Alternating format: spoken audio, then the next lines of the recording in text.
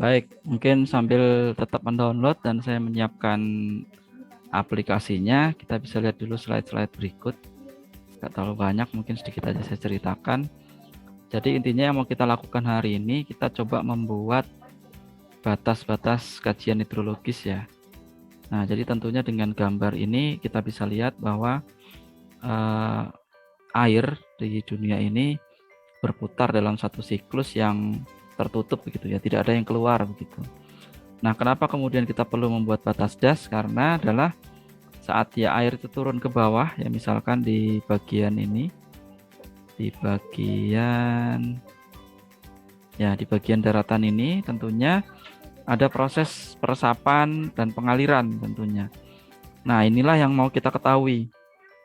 Jadi berapa jumlah air yang akhirnya terserap dan berapa yang akhirnya mengalir di atas sampai terjadi banjir yang sampai hari ini belum selesai kan di sepanjang Sungai Karangmomus itu. Mungkin ada, mudah-mudahan tidak ada yang kebanjiran ya teman-teman di sini. Tapi cukup banyak warga di Karangmomus saat ini sedang mengalami banjir yang sumbernya adalah dari kelebihan air yang mengalir di permukaan. Nah, air yang mengalir di permukaan ini tentunya ada ada pola tertentu begitu ya. Nah, pola tertentunya adalah dia dibatasi oleh batas das. Jadi yang di luar dari batas das tentunya airnya tidak akan masuk sini.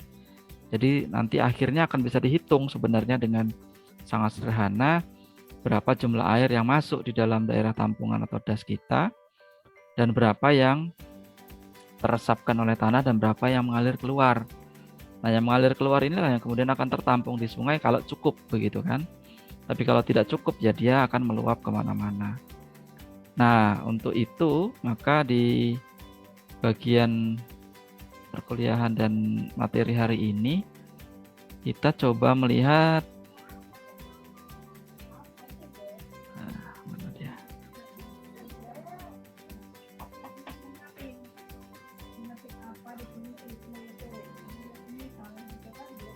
nah ini. Ntar saya mungkin cari yang lebih pas slide-nya. Ya ini. Nah ini.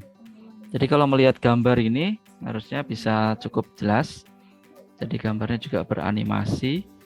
Nah, jadi saat hujan turun begitu kan, maka air yang turun di dalam batas yang garis putus-putus ini, inilah yang akan tertampung di dalam daerah aliran sungai yang kita pelajari.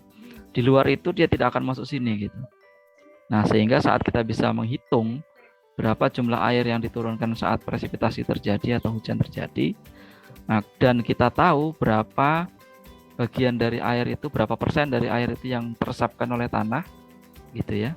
Maka kita tahu juga berapa yang akan dialirkan di sungai, gitu. Berapa yang akan terakumulasi sesuai dengan panah-panah yang merah ini. Nah, ini yang coba kita lakukan hari ini untuk membuat batas-batas dari wilayah das, gitu ya, atau daerah aliran sungai. Jadi kita akan membuat batas yang garis putus-putus ini berdasarkan peta topografi, ya. Jadi modal utamanya hanya satu, yaitu peta topografi. Asal kita tahu di mana yang tinggi, di mana yang rendah, kita akan bisa memodelkan di mana sih sebenarnya batas das yang perlu kita pelajari begitu. Nah, kalau sudah ketemu batasnya, nanti akan ketahuan di dalam batas das itu sedang terjadi apa gitu. Apakah hilang, sudah tidak ada lagi vegetasinya? Apakah sudah jadi perkotaan semua, sudah jadi semen semua? Tentunya kalau sudah jadi semen semua, maka nilai infiltrasinya adalah 0. Artinya tidak ada air yang teresapkan sama sekali gitu ya. Tapi kalau misalkan ada sebagian halaman rumah gitu ya, kemudian ada yang masih berupa semak-semak atau masih ada hutan yang masih bagus, nah tentunya nilai peresapan atau infiltrasinya semakin besar. Begitu juga dengan peresapan oleh batuan atau sering kita sebut sebagai perkolasi. Nah, jadi itu yang akan kita coba hari ini. Setelah ketemu batasnya, nanti akan bisa digunakan untuk melakukan studi lebih lanjut. Berapa yang air yang terinfiltrasi, berapa yang mengalir di atas, berapa yang menguap kembali, itu semua bisa kita perkirakan. Baik. Selanjutnya mungkin satu slide lagi. Ini ya. Nah, ini jadi sebenarnya batas das untuk di Kota Samarinda sudah pernah juga kita coba deliniasi. Dan kalau sekarang ada terjadi masalah dengan das Karangmumus yang sedang banjir, nah itu sebenarnya tidak terlepas dari apa yang terjadi di luar Kota Samarinda. Karena sebagian dari das Karangmumus bisa dilihat di atas ini. Di atas ini kelihatan das Karangmumus itu luarnya berada, sebagiannya berada di luar Kota Samarinda ini. Ya, jadi ini sebagian ini dan ini juga bermasalah begitu. Termasuk bandara yang baru itu ada di sini. Sepotong di Kota Samarinda, sedikit bagian di luar Kota Samarinda. Tapi di tanah datar dan kesananya itu masuk di Kukar, dan itu ternyata juga, sebenarnya juga berpengaruh terhadap kondisi das Karangmumus. Nah, jadi di sini ada subdas Karangasem kecil ini yang coba akan kita gunakan sebagai latihan hari ini. Kita ambil yang kecil dulu. Dan banyak yang lain kalau mau digunakan untuk mencoba melihat das-das yang lain juga bisa begitu ya. Ada das Lojanan, ini das sungainya sendiri. Palaran cukup besar yang sekarang sebenarnya bermasalah juga itu adalah di Rapak Dalam ya, di IAIN sana. Samarinda seberang itu kecil dasnya. Dan kalau kita lihat di Karangmumus ini bisa dibagi-bagi lagi menjadi anak-anak sungai sesuai dengan anak-anak sungainya. Nah, itu akan kelihatan juga sebenarnya. Karena di masing-masing anak sungai itulah terjadi proses hidrologi juga begitu. Contoh yang mudah mungkin di DI Panjaitan itu kan sekarang banjir terus ya. Nah, itu sebenarnya selain air dari hulu, kalau di banjir drainase yang terjadi ya, karena saat dia hujan deras kemudian di jalan langsung banjir, ya itu kebanyakan karena dorongan atau kontribusi air dari anak sungainya begitu, atau subdasnya. Nah, itu bisa dibagi lagi sebenarnya dari Karangmumus. Kalau tertarik untuk mempelajari itu, data-data ini sebenarnya sudah cukup banyak, khususnya di saya. Oke, selanjutnya mungkin pengantarnya sudah, jadi kita langsung masuk ke bagian praktek ya. Saya coba siapkan dulu.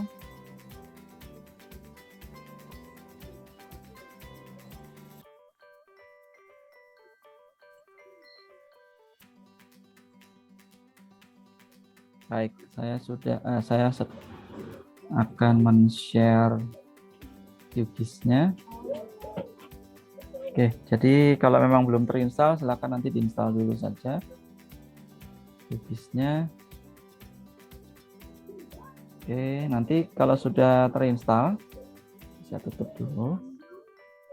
Kemudian di sebelah kiri ini ada jendela browser ya. Kalau tidak ada bisa ditampilkan dari view ya. Dari view. Kemudian ya.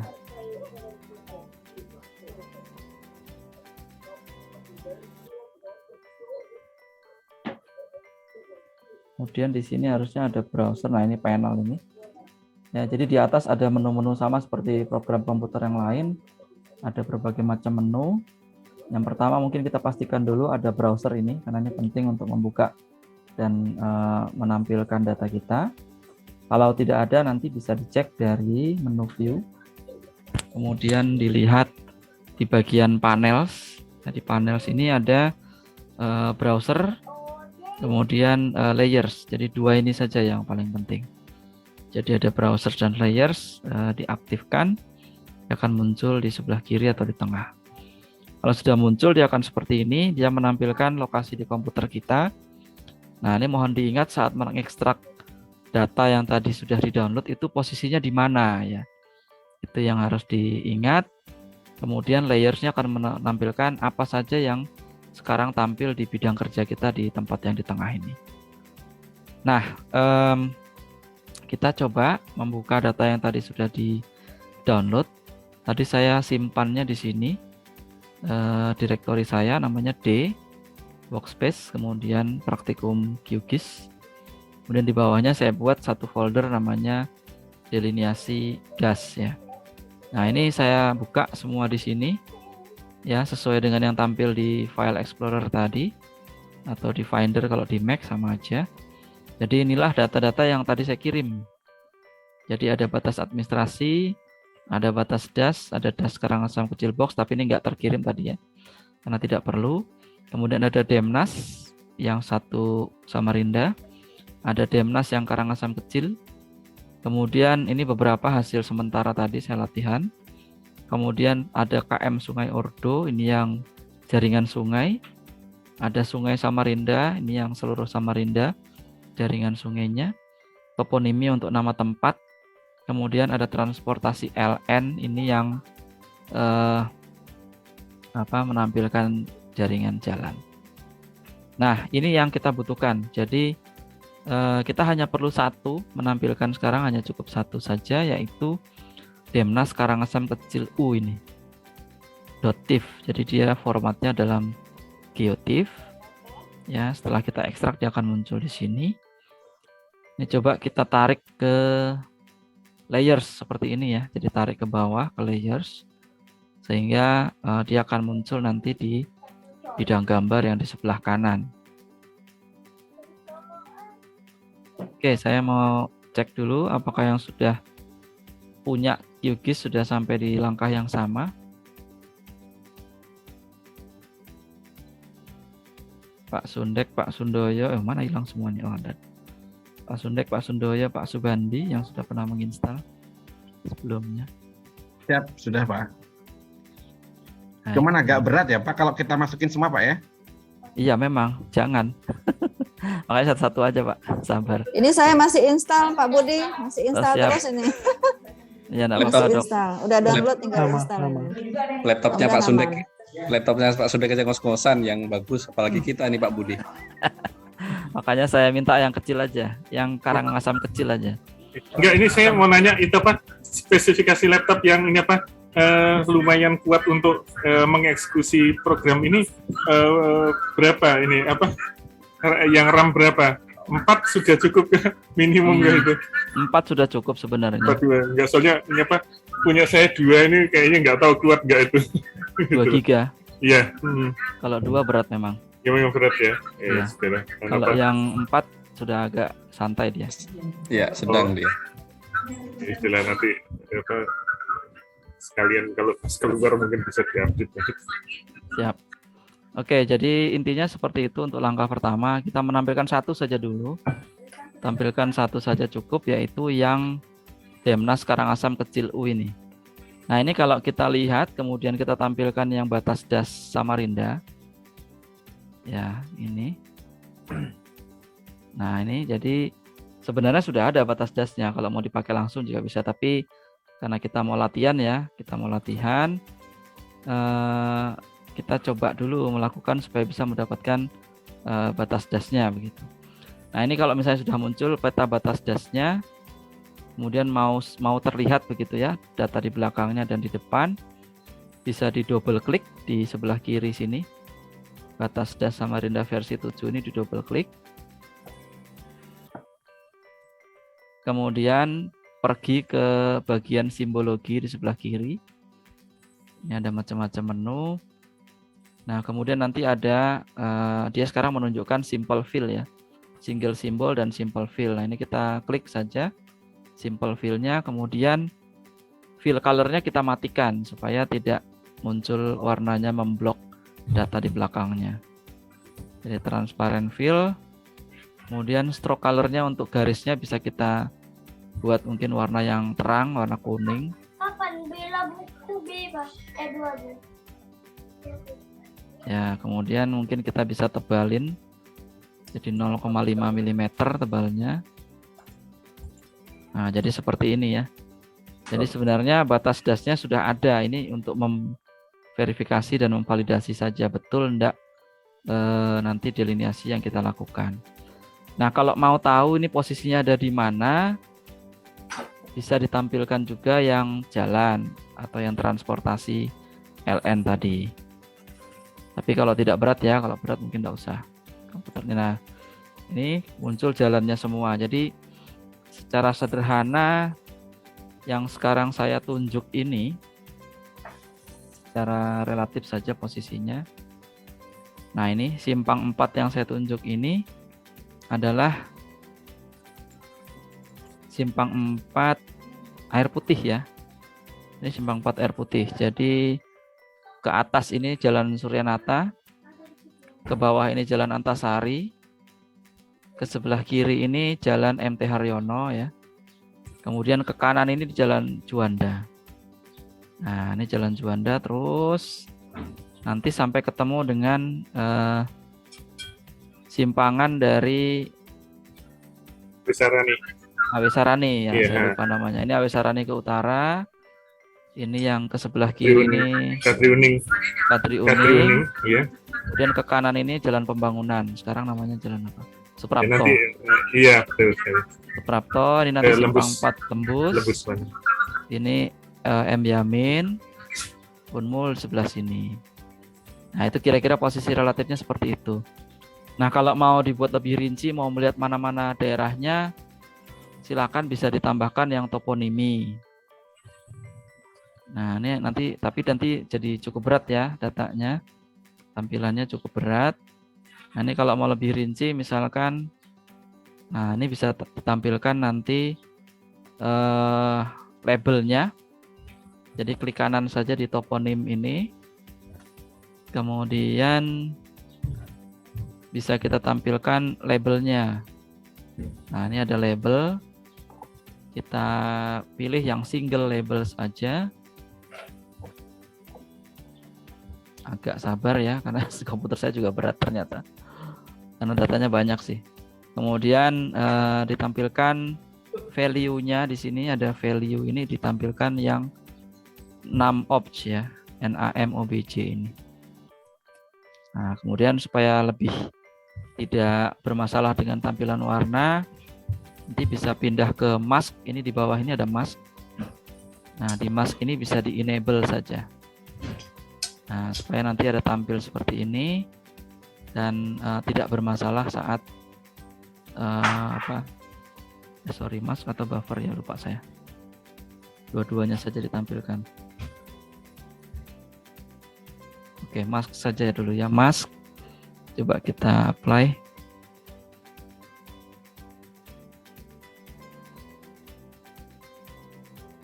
Oke, masih belum kelihatan ya, berarti bukan mask tapi buffer. Draw text buffernya kita tambahkan. Nah, supaya tampil seperti itu. Jadi kelihatan ya apa-apa saja di mana, seperti contoh ini. Nah, jadi kita mau tahu batas das yang menyebabkan banjir di Jalan Juanda itu di mana? Itu pertanyaan penelitiannya kan. Kita mau tahu seperti apa yang menyebabkan begitu. Nah, ini simpang 4 air putih, ini Juanda. Ya, jadi banjir di Juanda dan Antasari itu sebenarnya semua terpusat di satu das kecil saja, yaitu das Karangasem kecil ini. Nah, ini batasnya. Ini simpang 4 air hitam. Ini sudah ke Awesarani ke utara. Kemudian ke sebelah kiri ini ke Kadri Uning, sebelah kanannya ke Suprapto atau Pembangunan. Nah, ini ada batas das dia. Jadi kesimpulannya dari ini karena sudah ada datanya ya. Kalau sudah ada hasil seperti ini, kita bisa menyimpulkan, oh, kalau ada hujan di daerah Suprapto, dia tidak akan mengganggu sebelah kiri ini, tidak akan mengganggu subdas Karangasem kecil di simpang 4 air hitam gitu. Begitu jadinya apa yang bisa kita simpulkan dari pengetahuan atau informasi tentang batas das. Saya matikan dulu biar tidak berat. Nah, jadi selanjutnya kita akan menghitung atau melakukan delineasi batas das yang kuning ini yang sebenarnya sudah ada. Tapi kita mau buat gitu seolah-olah karena kita misalnya belum punya begitu data sini ya. Kemudian kita mau tahu yang menyebabkan banjir di air hitam, yaitu di air putih dan air hitam di Jalan Juanda, Jalan Antasari dan Suryanata itu daerah mana sih gitu kan? Karena semua yang terjadi di hulu das ini pasti akan mempengaruhi yang di hilirnya. Oke, sampai di sini ada yang mau ditanyakan dulu nggak sebelum kita lanjut? Permisi, itu kalau lokasi-lokasi folder penampungan apa namanya, penampungan banjir sementara itu bisa tampak nggak itu di sana? Kalau fitur polder ini rasa-rasanya belum muncul karena skala petanya masih di 50.000, Dokter Hari. Jadi kalau nanti menggunakan peta yang lebih besar skalanya baru dia tergambar dengan lebih lengkap. Oke. Tapi posisi indikatifnya bisa kita tahu. Oke, kalau itu misalnya adalah void akibat illegal logging, itu datanya akan muncul otomatis di gambar ini atau tidak? Gitu loh. Kalau Jadi di misalnya ada gambar void ini- dari illegal logging, terus kemudian nanti supaya nggak menimbulkan masalah di daerah itu, terus nanti dibuat saluran khusus mengarah ke aliran sungai, salah satu aliran sungai, gitu nanti muncul nggak itu ada aliran sungai alternatif? Ya, terima kasih Dokter Hari. Itu bagus pertanyaannya. Tapi intinya data yang kita punya ini adalah data peta rupa bumi sebagian, yaitu toponimi dan jalan, dan topografi saja. Nah, kalau mau tahu di mana void, sebenarnya tinggal diaktifkan saja nanti tampilan untuk citra satelitnya ya. Nah, nanti kalau penasaran bisa kita tambahkan di terakhir. Bisa kita tambahkan citra satelit untuk melihat yang kondisi terkininya. Sementara kita lanjut dulu ya, Dokter Hari. Izin Pak Budi. Ya, silakan Pak Sundek. Untuk warna kuning ini ngambilnya di mana ya Pak Budi ya? Ini sungai kah? Batas apa nih? Saya yang tampilkan sekarang nih batas das. Batas das ya. Kok punya saya beda ya Pak Budi ya? Iya, memang begitu. Jadi tadi Nah, saya ini, sudah tampilkan. Jadi kok warnanya beda gitu? Tinggal diganti aja Pak warnanya. Jadi di double klik di namanya. Saya ulang lagi ya. Tadi Pak Oh, Budi di double klik. Iya, cara sorry. menghilangkan itu, Pak, warnanya tadi Pak supaya transparan tadi Ya, jadi di double klik di namanya di ini Pak ya. di bagian Batas- layers. batas das, Pak. Ya, saya punya kan yang aktif batas das. Jadi saya double klik di batas das ini di namanya. Klik Nanti kan kanan. muncul dialog box ini kan. Oh, dialog boxnya nggak muncul nih Pak. Gimana ya? Saya properties ya. Boleh properties. Klik kanan properties boleh, double klik boleh.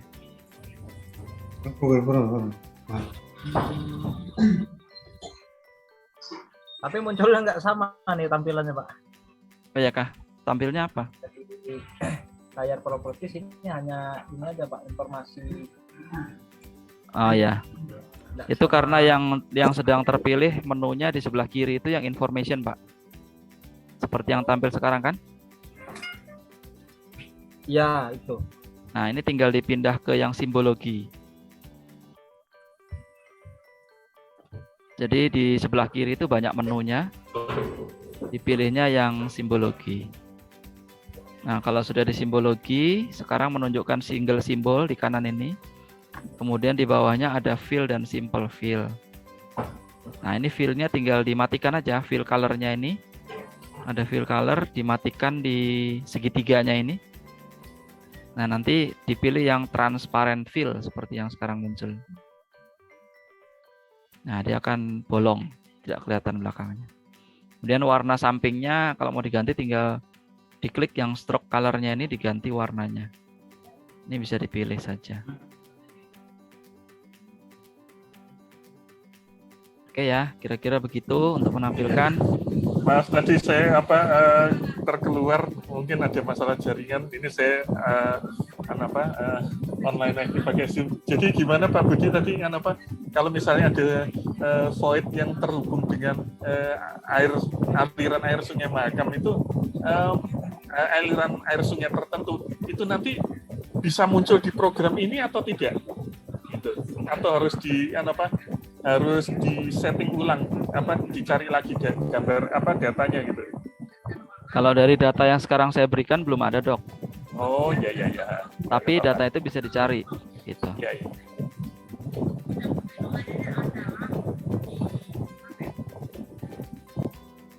Baik, kita lanjutkan. Pak Masudi ada yang mau disampaikan, Dokter Masudi?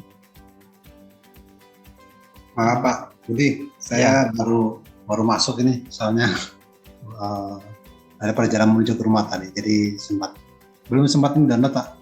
Oh ya udah di-download. Perhatikan. Di-download dan diinstal dulu aja. Linknya sudah ada?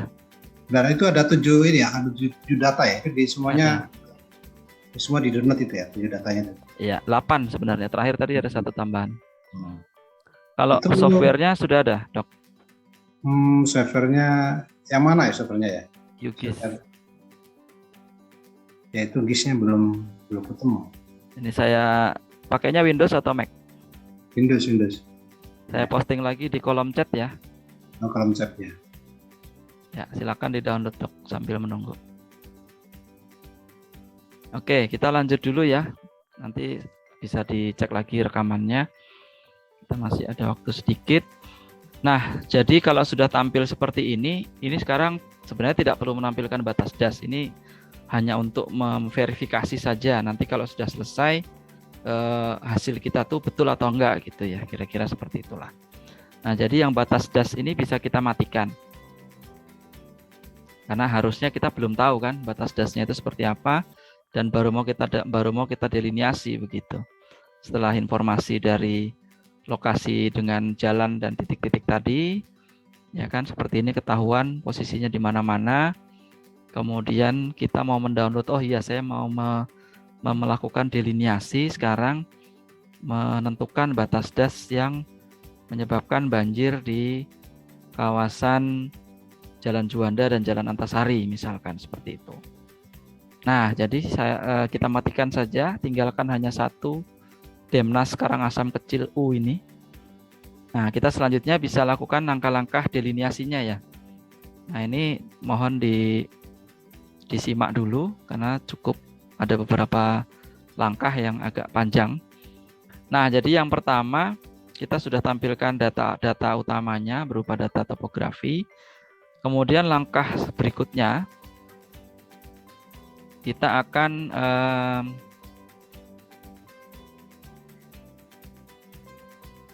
sebentar.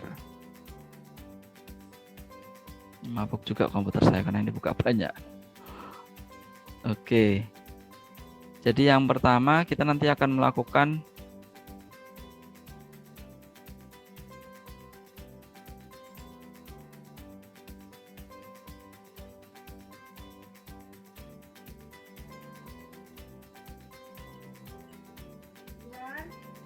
jadi kita akan melakukan yang disebut sebagai fill sync begitu ya.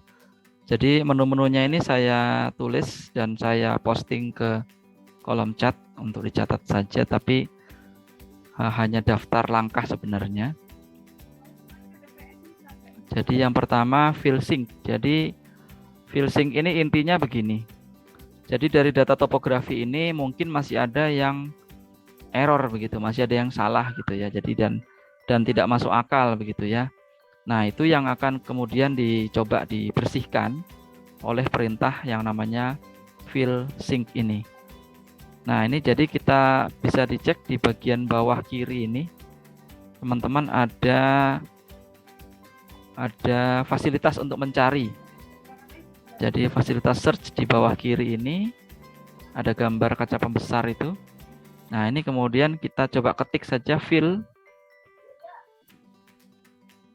kemudian spasi sync gitu ya, SINK. Nah, ini kita ambil yang fill sync yang kedua. Ada beberapa metode sebenarnya. Kita bisa pilih yang nomor 2, yaitu yang ditulis oleh Wang dan Liu. Kalau kita double klik, dia akan menampilkan menu ini ya. Ada sedikit peringatan tentang Saga versi 782, tapi diabaikan saja tidak apa-apa karena kita masih bisa jalan dengan error itu. Nah, dia akan menanyakan input untuk pengolahan datanya dalam berupa DEM itu apa inputnya ya. Nah, ini sudah punya, kita inputnya satu-satunya yang data yang kita punya adalah Demnas Karangasem kecil U ini. Ini sudah masuk otomatis di sini. Nah, kemudian ada pertanyaan untuk minimum slope, minimum kelerengan yang akan diproses begitu ya. Ini sudah ditunjukkan sebagai 0,1 derajat. Biarkan saja, tidak perlu dinaikkan, diturunkan. Nah, kemudian ini selanjutnya ada tempat untuk menampilkan 3 output. Mohon izin, ini dialog box-nya muncul nggak ya? Muncul Pak. Muncul ya, oke. Nah, khawatirnya, Pak Budi, mau Ya, Bu. nanya. Ya. Ini kan sudah, tapi pas waktu kita buka, shortcutnya pakai Saga, pakai Grass, OSGeo, yang mana? QGIS desktop? Bingung ini. QGIS desktop, Dok. Oh, yang desktop. Ya, QGIS desktop. Oh. Coba lagi.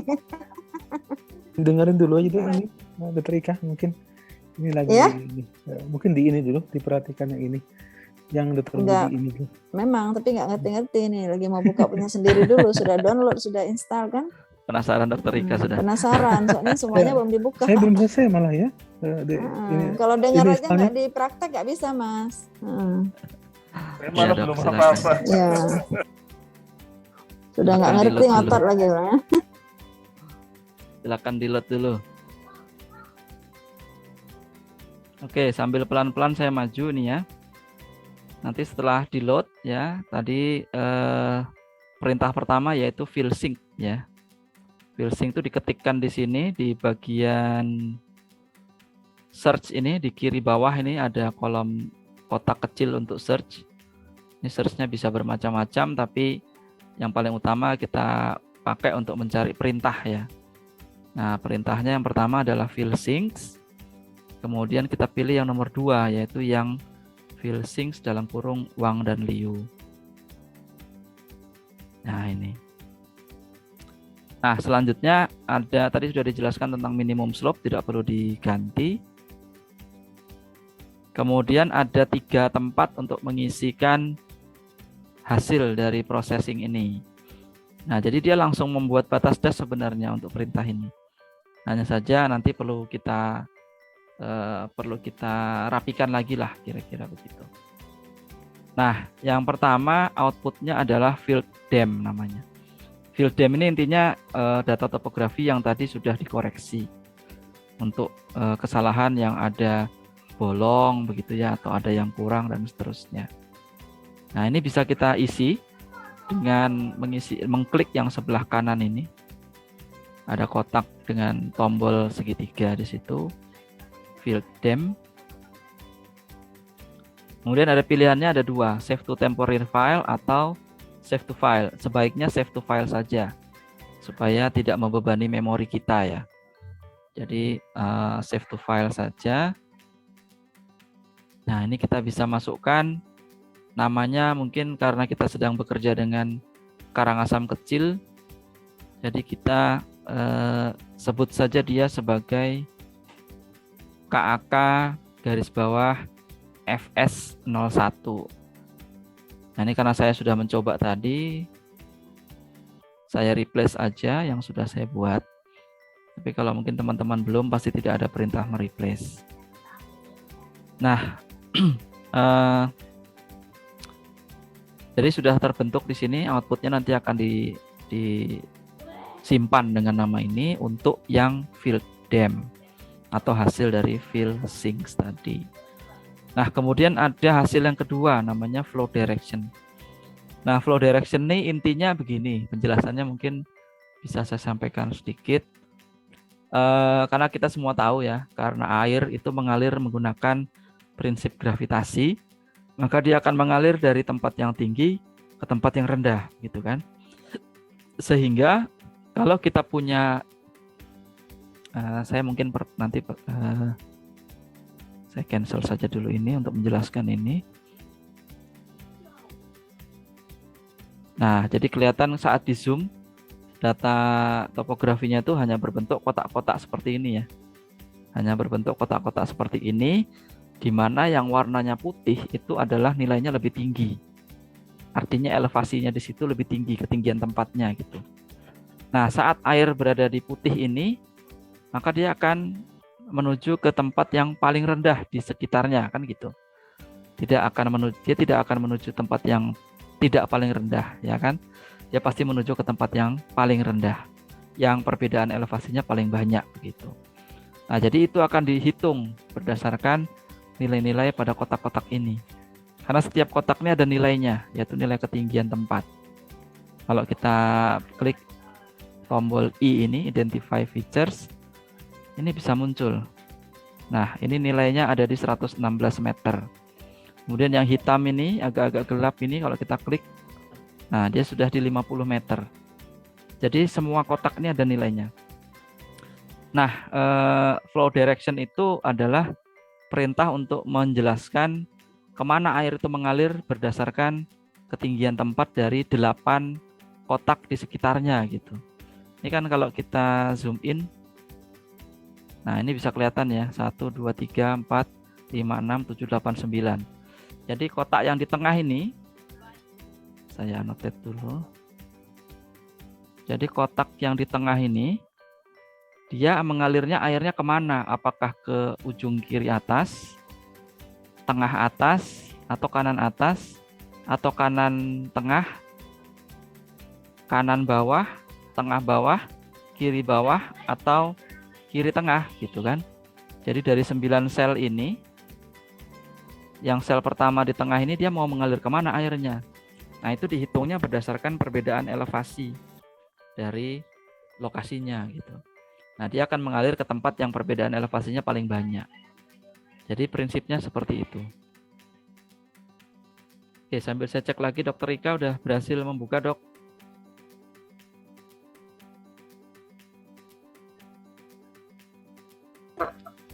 Sudah ini Pak, sudah.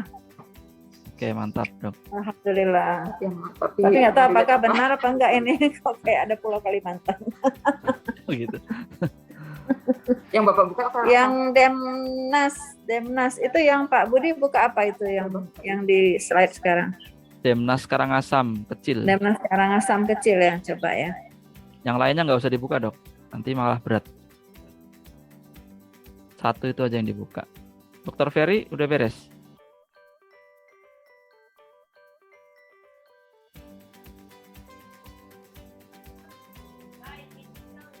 Oke, sambil kita lanjut ya. Jadi itu tadi penjelasan tentang flow direction.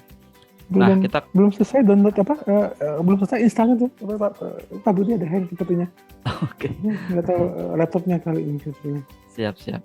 Sabar aja, Dok, sambil ditunggu, sambil dicoba. Oke, siap Pak Budi. Kasihan deh lo Mas Ferry. Laptopnya jadul. Cuman ini saya gambarnya kecil banget gambarnya. Laptopnya tak ulang ya, Mbak? Oke, saya lanjutkan. Tadi yang field dem kita isi ulang saja. Jadi KAKFS01 ya. Kemudian tadi flow direction barusan saya jelaskan prosesnya apa. Kita simpan dia sebagai KAKFD ya. Jadi untuk singkatan dari flow direction begitu. Nah, kemudian dia di sini sudah membuat watershed basin sebenarnya, sudah mendelineasi batas das untuk yang output ketiga ini. Jadi kita simpan saja juga menjadi KAK WS01 misalkan. Ini karena sudah pernah saya buat, jadi saya tumpuk. Oke, sekali lagi inputnya cuma satu, yaitu DEM yang asli, yaitu Demnas Karangasem kecil U. Kemudian ada field dem-nya kita simpan sebagai KAKFS01. Selanjutnya ada flow direction, arah aliran air tadi, kita simpan menjadi KAKFD01. Dan yang terakhir untuk watershed basins kita simpan sebagai KAKWS01. Jadi diingat ada 3 output ini dari satu proses yang namanya fill sinks tadi. Oke, kalau sudah siap semua kita running saja. Di awalnya pasti ada pesan error, tapi harusnya masih bisa jalan. Nah, saat sudah selesai dia akan otomatis menambahkan 3 data tadi hasilnya ya. Jadi kita matikan dulu satu-satu. Ini aslinya yang pertama, Demnas Karangasem kecil. Jadi ini data topografi tadi yang isinya berisi titik nilai-nilai ketinggian begitu ya, dari yang tinggi ke rendah elevasi. Kemudian hasil yang pertama KAKFD01 ini adalah berupa angka -1 sampai 7 saja sebenarnya dia. Jadi cuma 8 angka ini karena menunjukkan 8 arah mata angin. Utara, timur, selatan, barat, timur laut, tenggara, barat daya, dan barat laut. Jadi itu direpresentasikan dengan angka -1 sampai 7 ini. Itu FD1. Ini kalau mau dibuat warna-warni juga bisa. Misalnya kita mau lihat mana yang mengarah kemana begitu ya. Nah, ini bisa kita ganti, double klik atau klik kanan properties aja dari KAK FD1. Simbologinya kita ganti menjadi